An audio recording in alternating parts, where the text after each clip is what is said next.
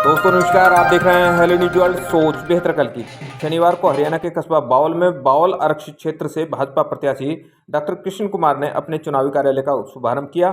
इस मौके पर हवन भी हुआ और लड्डू भी बांटे गए।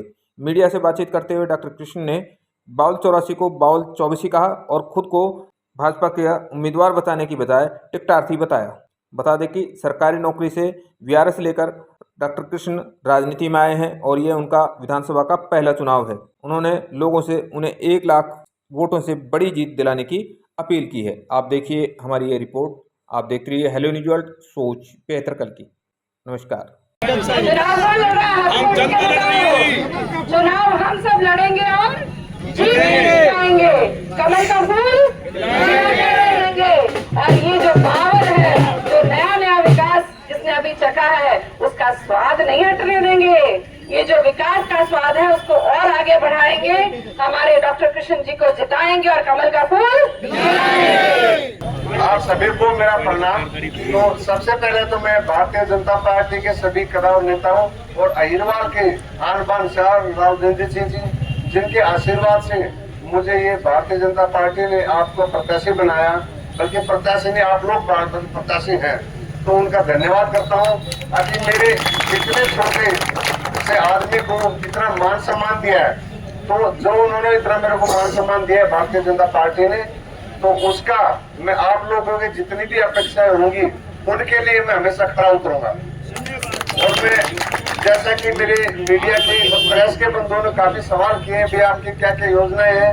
मैं पहले भी चिकित्सा क्षेत्र में यहाँ 2 बार 4 साल 2 बार कोरोना काल में भी और उससे पहले भी सेवाएं दे चुका हूँ। तो मेरे लिए रेवाड़ी नया नहीं है और यहीं का मैं रहने वाला बासिंदा बावल का, कोई दूर का भी नहीं हूँ। मेरा गाँव भी बठेड़ा है, तो इसलिए ऐसा ये नहीं है कि भाई कोई दूर का लोग आ गए, पता नहीं मुझे। तो बावल की बेसिक सुविधाएं मुझे पता है क्या क्या है। हेल्थ हो, एजुकेशन हो, पब्लिक हेल्थ हो, पीडब्ल्यूडी हो, विकास के कार्य हो, किसी भी तरह की तो मैं भली बातें परिचित हूँ।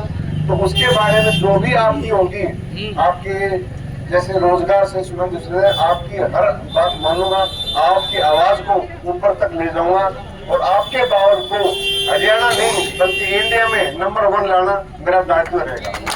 तो इन्हीं शब्दों के साथ यहाँ पर उपस्थित सभी का मैं तहे दिल से शुक्रगुजार धन्यवाद करता हूँ। धन्यवाद। विजय तो हाल से टिकट होते मिल गई थी भारतीय जनता पार्टी को, जैसा कि बहन जी ने बताया कि कांग्रेस के आखिरी दिन तक टिकटार्थी नहीं थे, तो ये लगा विजय तो घोषित हो चुकी। लेकिन आप लोगों का मेरा ये है कि कम से कम 1 लाख से मार्जिन से जीते, ताकि सबसे पहले जैसे पेटी खोले 1 घंटे में कहते बावल कहते 1 लाख से ज्यादा से मुझे। देखिए, आज जो बावल विधानसभा है उसके बावल मंडल का यहाँ पर कार्यालय का उद्घाटन हुआ है। डॉक्टर कृष्ण कुमार जी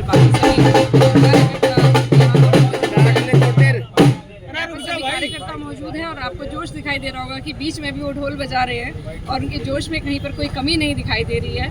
मैं यही कहना चाहूँगी कि जीत का आगाज हो चुका है। बावल में लगातार विकास के काम चल रहे थे, उसको भी और आगे बढ़ाने के लिए कृष्ण कुमार जैसे सहज सरल व्यक्ति जिन्होंने सेवा का ही काम किया है चिकित्सा क्षेत्र में, तो उनको दूसरे क्षेत्र में लाया गया है कि राजनीतिक क्षेत्र में आए और यहाँ पर आके लोगों की सेवा करें। और आप ये देखेंगे कि जो विकास है वो हम ये नहीं कहते कि रुक गया या ख़त्म हो गया। अगर हमने एक चीज़ प्राप्त कर लिया तो हम दूसरी चीज़ की तरफ बढ़ जाते हैं। तो डॉक्टर कृष्ण जी के नेतृत्व में बावल और विकास की ऊंचाइयों को छुएगा। ये सब आप यहाँ पर दिख रहे हैं कि सबका किस प्रकार से जोश है। और मैं ये कहूँगी कि जीत का आगाज़ हो चुका है। बावल की तो टिकट ना मिलने से नाराज़ नहीं, पर महिला जी बहुत जल्दी हमारे साथ में होंगे। कुछ लोगों के विषय हो सकते हैं व्यक्तिगत तौर पर, लेकिन जो हमारा केंद्रीय नेतृत्व है वो इस चीज़ को जानता है कि कौन व्यक्ति जो है कहाँ से चुनाव लड़ेगा। और हम सब जानते हैं हमारा जो प्रत्याशी एक है वो है कमल का फूल, और कमल के फूल को खिलाने का काम हम करेंगे। जितना कांग्रेस कीचड़ फैलाएगी उतना ही कमल खिलेगा और हरियाणा में भी कमल खिलने वाला है। इसी को सरकार में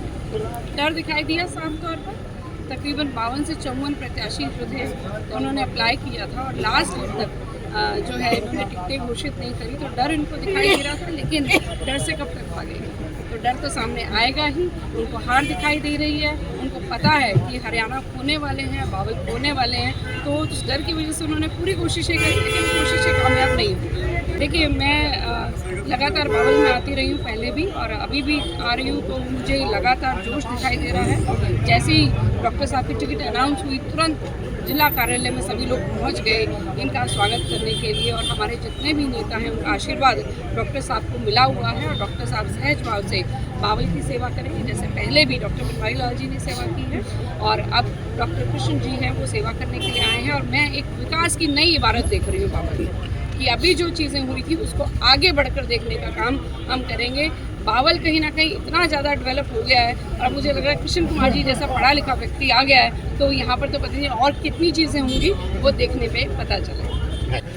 आज मैंने बावल विधानसभा क्षेत्र में जो बावल ब्लॉक है उसके कार्यालय का उद्घाटन किया है, जिसमें बावल ब्लॉक के अपने तीनों मंडल अध्यक्ष, सभी कार्यकर्ता और हमारी बीजेपी अध्यक्ष बहन कोपली और हमारे जितने भी बीजेपी के समस्त पदाधिकारी और कार्यकर्ता मौजूद हैं और समस्त बावल की जितने भी हमारी बुजुर्ग हैं, सारी सरदारी, मेरे नौजवान साथी, माताएं, बहनें सभी मौजूद हैं।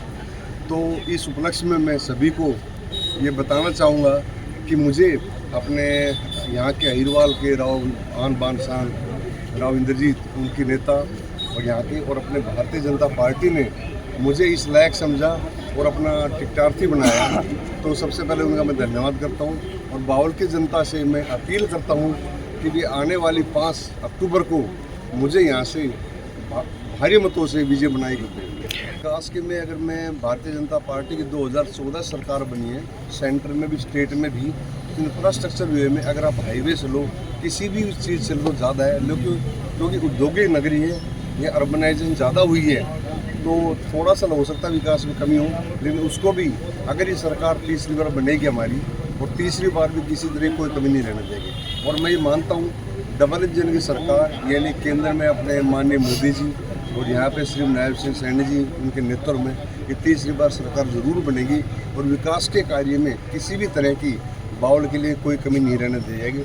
और मैं थोड़ा ये भी बताना चाहूँगा कि मैंने यहाँ पे बतौर सिविल सर्जन भी 2 बार कार्य किया है और बावल की इनकी बावल 24 के सभी ज़िले के इनके मूलभूत बेसिक सुविधाएं, ढांचा और विकास से मैं भली भांति परिचित हूँ।